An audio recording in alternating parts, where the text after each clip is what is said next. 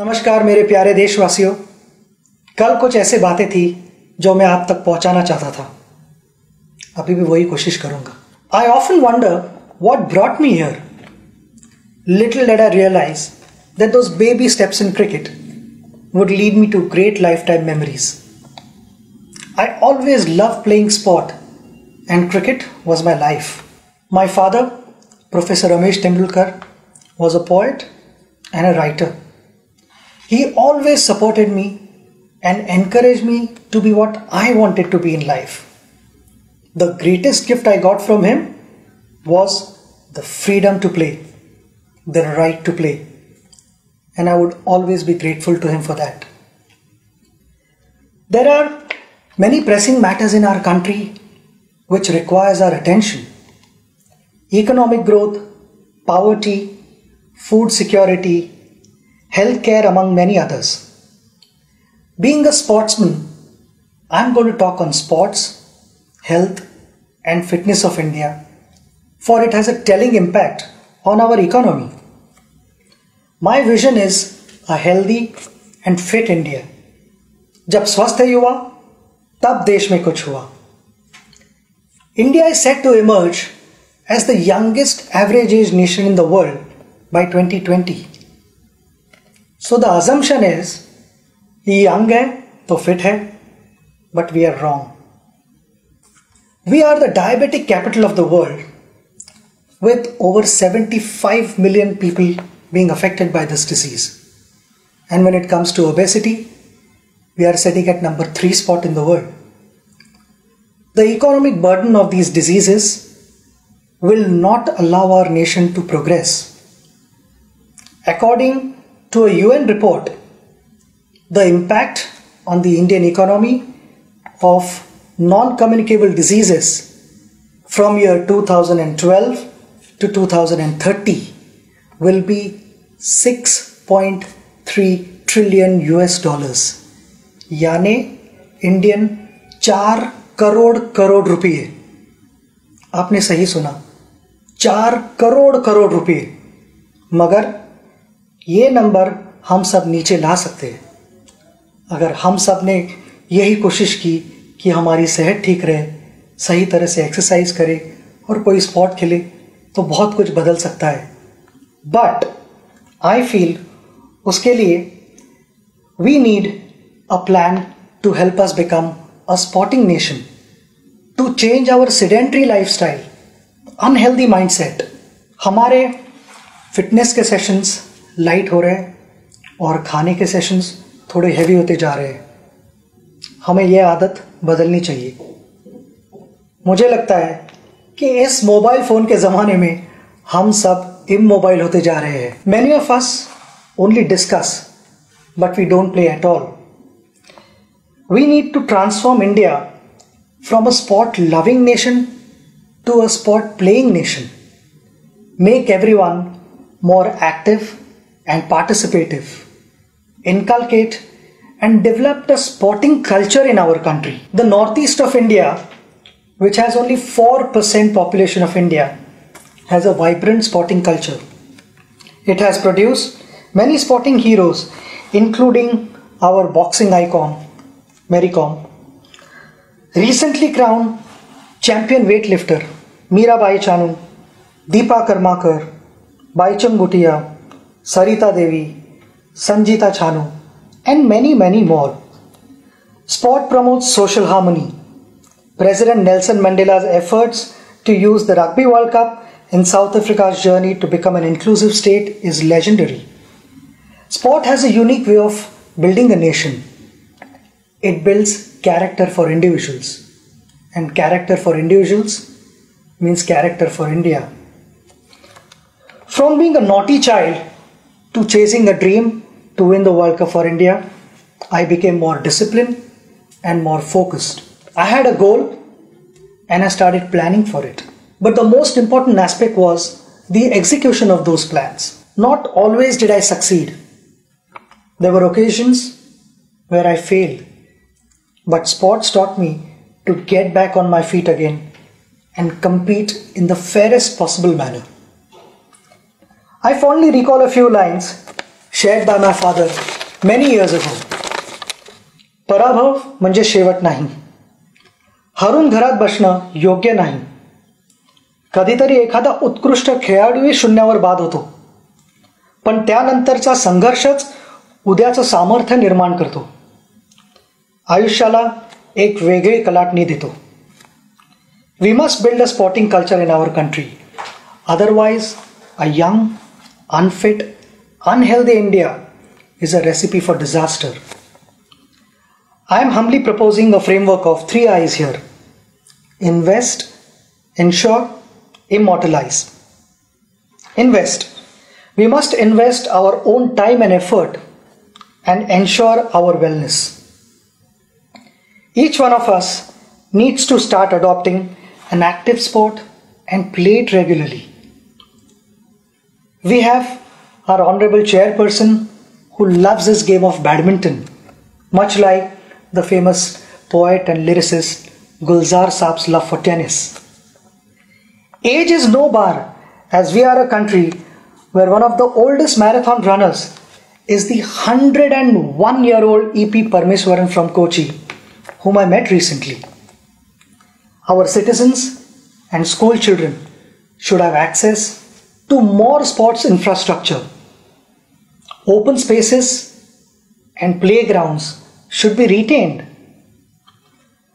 Along with smart cities, we should look at building smart sport cities.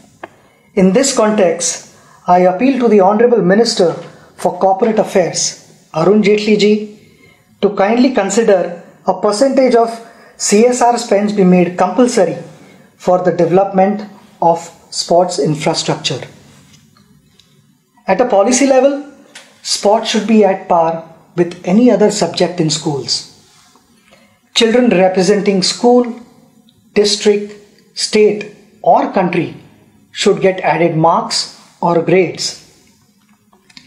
This has been an area that I have been pursuing since the beginning of my tenure. I am grateful that it is indeed under serious consideration with the HRD and sports ministries working together on the same. जब घर में बेटी पैदा होती है तब हम कहते हैं लक्ष्मी घर आई है. उस लक्ष्मी को लक्ष्मी की तरह रखना हमारे हाथ में है. Daughters of India have shown what they are capable of with champions like Sindhu, Sakshi, Saina, Sania, Mithali, and the list goes on and on. When dreams don't discriminate, then why do we? I want to appreciate their parents, their family members, their coaches, their friends for helping them, for encouraging them, and that is the only reason they have reached here. My message to parents is to give equal support and encouragement to their daughters and sons, and they will make them proud. Before the Olympics or a major sporting event, our expectations go skyrocketing. I realize that things are changing for the good and that we have adopted a long-term approach on preparation. Along with early identification of talent, we must also have a dedicated squad guiding our athletes' preparations. And I feel it is extremely important to have a full-time support staff around our athletes, and winning medals should become their target as well. Last year, before the Olympics, one of our wrestlers was traveling to America for better sparring partners and to learn modern methods of wrestling. Could we have got them to India instead and used Digital India to share their training sessions with the rest of our coaches? And I'll back that up with my conversation with our badminton icon, Pulela Gopichand, who said there is abundant badminton talent in India, but he was concerned about the coaching standards in our country. Persistence, preparation, and practice will help us achieve our targets. I know there is no glory in practice, but without practice, there is no glory either. In short, financial security is often a challenge when any sports person decides to focus on sports alone as their career. I am sure our colleague and former India hockey captain Dilip Tirki will agree that in most cases, the sporting career ends at the early age of 35-40 years. Ironically, it is an age when a professional's career usually takes off or is rather stable. I am also aware that the government, through its many institutions, employs sportspersons and supports them, which we all appreciate. But we have many national, state, district level retired athletes who don't have a proper job. Some of them are probably passing files from one table to another. While ensuring their financial stability, we must also keep their minds engaged. Their skills and passion for sports would be best utilized for coaching our future generation. A case in point is the life of Nauri Mundu, who was a national level hockey player from Jharkhand. Following the end of her playing career, she doubles up as a teacher and works in the farm to make ends meet. Sita Sahu, a medalist at the Special Olympics in Athens in 2011, is selling golgappas to manage her life. We need to create an organization and engage these athletes to train our school children and identify talent at an early age. There is so much that these athletes have to offer back to our society.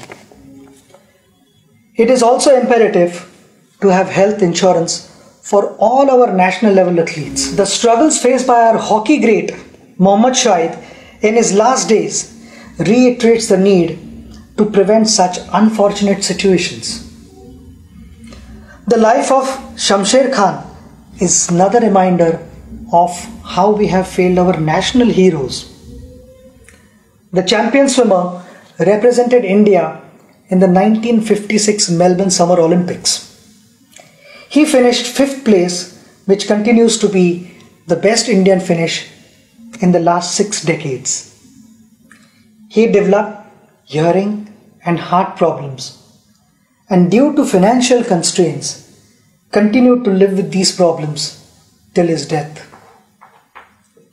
Our national heroes should be able to live a respectable life. Extending CGHS benefits to them is a step in that direction. I appeal to the Honorable Minister of Health and Family Welfare, JP Nadda ji, to kindly consider my request on this issue, which is in line with the recommendations put forth by the AICS. Gold, silver and bronze have appreciated in value over a period of time. However, sportspersons who won gold, silver and bronze medals for India, do we appreciate them enough? Achievements of champion sportspersons like Nawab of Pataudi, Prakash Padukone, Karna Malleshwari, Ajit Wadekar, PT Usha are not celebrated anymore. These champions, our heroes, didn't have the best of everything, but they made the best of everything. Today's generation probably doesn't even know what these champions achieved in their time. Along with what's happening around the world of sport, I think it is extremely important that the youngsters learn about our sporting history. All of us have had heroes in life who have inspired us on various occasions. As a proposed sample, we have compiled a book on some of our unforgettable heroes among many others. I sincerely feel the lives of these champions should be part of our curriculum. Sport has the power to change the world. It has the power to inspire. It has the power to unite people in a way that little else does. It speaks to youth in a language they understand. Sport can create hope where once there was only despair, said Nelson Mandela. In the year 2009, this August House passed the Right of Children to Free and Compulsory Education Bill. It is my humble suggestion that the Act be amended to include the right to play. Sports can be considered an essential and mandated part of the curriculum. Consequently, each child should get the right to play a sport at school. माता पिता जैसे आज तक अपने बच्चों को पूछते आए हैं कि क्या तुमने खाना खाया, क्या तुमने पढ़ाई की, मेरे लिए वो दिन सबसे बड़ा दिन होगा जब इन दोनों चीज़ों के साथ माता पिता अपने बच्चों को ये भी पूछेंगे कि आज तुम खेले या नहीं. I want to thank all of you for listening to me. Together, we can build a sporting culture in India and transform the way we live and play. Jai Hind.